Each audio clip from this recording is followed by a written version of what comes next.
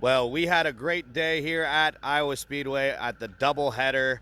I'm Wyatt Watson here with Christopher DeHarde after two races at Iowa in the NTT IndyCar Series, where Pato Award wins race number one, and who else? Alex Palou gets his first short oval win here at Iowa today. Christopher, it was honestly, I was not expecting the racing to be that good, but we got a great show here at Iowa today. After last year, the bar was pretty low, but I'm not gonna lie, man. I'm getting tired. Oh He, God! Alex Oh Palou just won his God! seventh race of the year. I mean, out of 12 races, he's got 7 wins. It's just, and he had a really good break hit his way in race two today. We'll talk about that in a minute. But I got the box score here from race one and race two. Um, the racing was better than I expected it to be. The changes worked to some extent. It wasn't like the classic Iowa races that we were so used to, but we had enough cautions that we were able to get some restarts and get some good passing in. And Scott McLaughlin put on a passing clinic in the first race on Saturday. So let's go over that briefly. We're going to start with race number one of the weekend. The beginning is typically a good place to start. Um, Joseph Newgarden was on the pole for the first race. He dominated, absolutely crushed the field. But just like in 2018, just a late race, little miscue got him in second place. It was unfortunately a pit stop error. I think it was one of his tires wasn't able to get on quickly enough on the final stop. It was the left rear tire on his car that really cost him there, and really him, his Penske teammates right behind him, and Will Power and Scott McLaughlin. McLaughlin was the big story, coming from the back all the way to fourth, and challenged Will Power for that third place spot. Was really fast all day in race one. But Joseph Newgarden, after that race, and I got to talk to him afterwards in the press conference along with Will Power. I mean, they seemed unmoved by the second and third, with Pato Award taking the win. The first win, holy crap, we got a freaking Chevy win today, yesterday. Yeah, I wanted to bring that up because I'm looking at the score here. 7 of the top 8 are Chevys. Pato Award winning again, Newgarden, Power, and McLaughlin. That was your top 4. Alex Palou was the only Honda in the top 5. And then, wouldn't you know it, Christian Rasmussen, Connor Daly, Santino Ferrucci, 6th, 7th, and 8th. It was a good day for the bow tie on Saturday. But we had 5 cautions in yesterday's race. One of them was for Colton Herta spinning at the very beginning of the race. Jacob Abel had an accident in turn 2, so did Kyle Kirkwood. Kirkwood's accident was so severe that the team actually had to put in bring out the backup tub and build that up overnight. The tub can be fixed, but it's one of those things where you have to it would take a lot longer to fix than what the time they had here today or this weekend at Iowa. Nolan Siegel had an accident, and then shortly afterwards, Cal Milot also had an accident. Let's bring up Siegel here really quickly. He was not medically cleared to race today. He still stayed at the track. He was actually on Christian Lundgaard's pit box for the second race. Yeah, I saw that we caught that at the start of the race, and he was on the grid he talked to Graham Rahal. He talked to a couple other drivers and let them know that he was okay. He said, I heard from him, he said he feels fine. It just IndyCar did not clear him for this race after the insignificant impact into the turn 4 wall he got at the end of yesterday's race. Yeah, Tony Kanaan spoke to a couple of media members today and said that Siegel suffered a mild concussion, actually. So first and foremost, our wishes are with Nolan to make sure he gets to 100%. There was a speculation about someone trying to do a start and park, whether it might have been Tony Kanaan or somebody else. But IndyCar needed to have a replacement driver named for Nolan this morning, which they did not medically clear him, and there was no contingency place in there. And plus, also, I don't think Linus Lundqvist had his seat available, which he was the only other driver that was really here at the track that would have been able to take part. Because I don't think Tony Kanaan brings his fire suit with him wherever he goes. But yeah, it was just a bad situation overall. But like I said, in other words, Toronto's in 5 days' time. He has a chance to, race there, and there is a contingency plan in place in case Siegel is not able to run. So anyway, let's move on to race 2. Well, before we move on, I mean, he was running 7th, and he was going to start 5th in today's race. Unfortunate for Nolan Siegel again. Happy that it's not as serious as it could have been.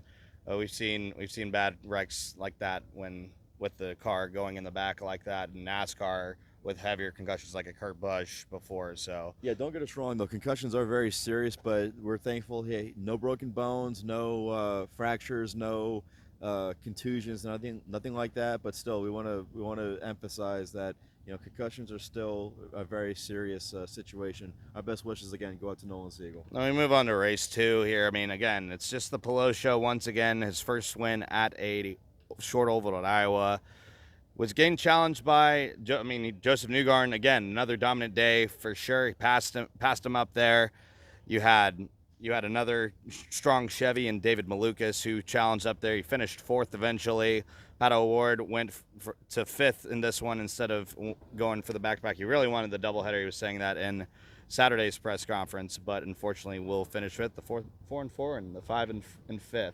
Yeah. So good races for them too as well. Scott Dixon finished 2nd in this one, so another CGR 1-2. Flip them from their result in Mid-Ohio as well. Yeah, Dixon, unfortunately, he still has yet to win here. This is one of the few tracks Dixon has never won here. This track... Or St. Pete, right? No, he hasn't won at St. Pete. He hasn't won at Barber either. He's finished 2nd at Barber, I think, 5 or 6 times, maybe even 7 times at Barber. That track has also eluded him too, but I wanted to bring up the strategy at the end of the race, which leads into my sidebar about Dale Coyne Racing. So... what was it? Yeah, Callum Ilott had a spin in turn 3. Very similar to Nolan Siegel too. Yes, very similar, and more importantly, it was right in front of Alex Pelot. Pelot has the weirdest luck with avoiding accidents, whether it was Ericsson and Newgarden at Milwaukee. You had the 2 cars that were, Kirkwood and Power at Road America. And he made contact in this race too with Joseph Newgarden battling for the lead. Yeah, and then you had he's got a golden horseshoe somewhere. I'm not going to speculate on it. Kevin Harvick had a good quote about that several years ago. Where's it stuck? I ain't talking about it. But I wanted to bring that up because the caution came out on lap 176. You can run 100 laps here on fuel if you stretch the fuel out. The caution was out until lap 189, and I think everybody's made a pit stop there. And there were some drivers that were going to try and make it the rest of the way on fuel, which some drivers actually did. But there were some drivers that pitted and took a gamble. Now, the gamble is you're going to lose 2 laps here if you pit under green. But if you pit early enough, you don't have to worry about fuel saving or tire saving the rest of the race. And I believe it was Scott Dixon who said it on Speed Street, Connor Daly's podcast, which he'll be coming up here in a little bit. You put on brand new tires, you feel like King Kong all of a sudden. You can go around everybody. You feel like Superman, basically. So several drivers pitted with about 10 to 15 laps before Colton Herta unfortunately hit the wall in turn 2. He just had a really bad day. I mean, he had some contact with Santino Ferrucci. He had an even larger amount of wall contact, and he had Alexander Rossi there, a little bit of a squeezing incident situation. A bad day for Colton Herta, just not good at all for him. I felt bad for him with what happened to him. But several drivers pitted under green there before Colton Herta had his accident with about, About 20 to go. Yeah, 20 to go roughly. And so Connor Daly, Santino Ferrucci, Kyle Kirkwood, and Alexander Rossi were all trapped 2 laps down because of their pit timing. Connor was 2 cars behind Pelot when that yellow came out. With another 4 or 5 laps, literally with like a minute, with 1 or 2 minutes of green running, Daly gets around Pelot and would be back on the lead lap. I was listening to Connor's radio. He sounded exasperated, just absolutely defeated, and you could just hear just the strain and how bad it was going for him.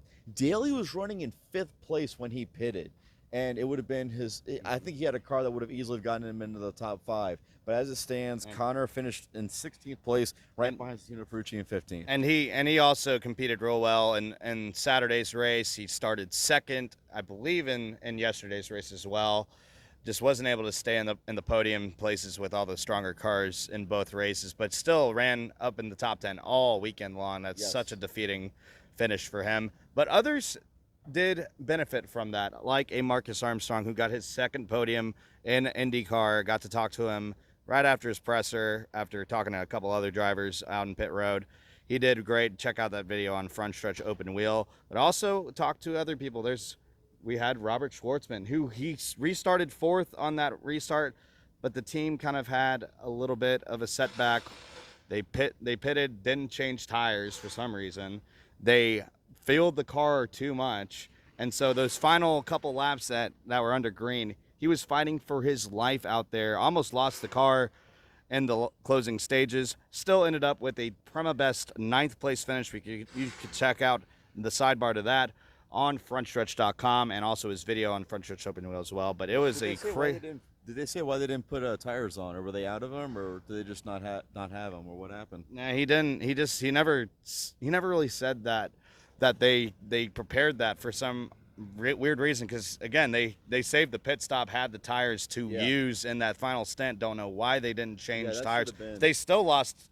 They came into that pit stop third in front of Scott Dixon, ended up fourth, and no tires changed, and holding on for dear life with other drivers looking for great finishes. Again, got passed by plenty in the top 10 to go down to 9th from 4th in the closing laps. But again, Robert Schwartzman, I want to see it from the positive side, because again, this guy, he finished 10th at St. Louis. He is a Indy 500 pole sitter, and I felt bad for the kid for feeling down on himself. And who could you could have had more there, sure, but at least he came home in the top 10 and finished 9th. A great day for Prema Racing. I think if Schwartzman would have taken tires, I'm not saying he would have stayed in 4th place, but I think he easily would have finished 6th or 7th with the new set of tires there. But I wanted to go into my sidebar after the race as well. Dale Coyne Racing, they started 25th and 26th in today's race. And Jacob Abel, I mean, yes, he's had a very bad year. He was running last of all cars on track for a very large portion of this race. Rinus VeeKay ran a few cars ahead of him during the race, but because of the wave rounds, they were able to get back on the lead lap for much of the race. And because they stayed out before Colton Herta's wall contact late in the race, they were able to stay just one lap down, get the wave around, go back onto the lead lap. Jacob Abel got his IndyCar career best finish of 11th place, actually getting by his teammate Rinus VeeKay right before the start-finish line to pick up 11th place. VeeKay finished 12th. Overall, a great weekend, a great day for Jacob Abel, just to keep turning laps. Yesterday didn't end very well with the crash over in turns 1 and 2, but they kept at it, and hey, great job by him to get his first top 12 finish on an IndyCar race. Great job, and we're looking forward to seeing how he does in the last bit of the season. Yeah, and I talked to both of them after qualifying, when they qualified at the back of the field. It's Dale Coyne Racing. They have not had the pace in qualifying on these ovals, it seemed like, and VeeKay especially felt defeated. Jacob Abel felt not so great after those moments too, and even yesterday, you talked to VeeKay after race 1, ended up going all the way to P16 from 10 position. It seemed, and they've done that at Mid-Ohio too. They seem to find ways to pick off the field during the race and run swell to where they're now 13th in points still. They have I'm not. Yeah, let me actually take a look at that. Rinus is 13th in points. He is 4 points ahead of Joseph Newgarden in points. Newgarden, who finished 10th, he was not happy after the race was over, and I couldn't blame him, because let's face it, he was running in the top 3 or 4. He had to fight back during the race, and it just ended up not doing well for him. But once again, Jacob Abel is not Jacob Abel. Rinus VeeKay has a lot of best movers in the field. I'm pretty sure he wants to stop that trend, but but remember, they pay the points after the race, not after qualifying. We don't have any of this. We don't have any of these stage points you speak of. What are those? Yeah, we only had one stage today, 275 laps. And then we had another 275 lap stage. We ran them in 2 days. Exactly, and it was the biggest thing overall, though. While there were accidents, while there were cars that had to be rebuilt, at the end of the day, everybody's relatively okay. I say that with respect to Nolan Siegel, but we didn't have anybody have any like massive injuries. It was a safe weekend for the most part. Feel bad for Scott McLaughlin. He had an accident during qualifying. He had the incident today with Devlin DeFrancesco where Devlin lost the control of the car and yeah, I know, right? Electric Boogaloo. Yeah, after what happened with him with the two of them at Thermal last year before the start of the race. Funny little fact, after race 1, Scott McLaughlin had turned 10,000 laps in IndyCar competition. Oh, wow. Yeah, so after the race, he tweeted 10,000.5 laps, which I had to admit, that was funny. It was great for McLaughlin to have that kind of a sense of humor, but look, we got to get ready. Toronto's coming up in a few days' time. I won't be there. You will be. Yep. Enjoy going north of the border and get some poutine, will you? No, I certainly will. I wanted to mention we talked Newgarden and we talked McLaughlin. I want to touch up on that too because it seemed like, I mean, I wrote the sidebar about them yesterday.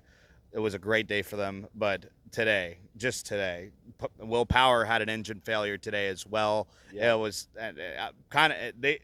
Power said it was kind of like Mid-Ohio, which it's just another bad race for them there. Newgarden should have had a podium again today, and 10th is truly defeating. He felt defeated after second. I mean, right now he's trying to get wins with that crew, with where they are in points.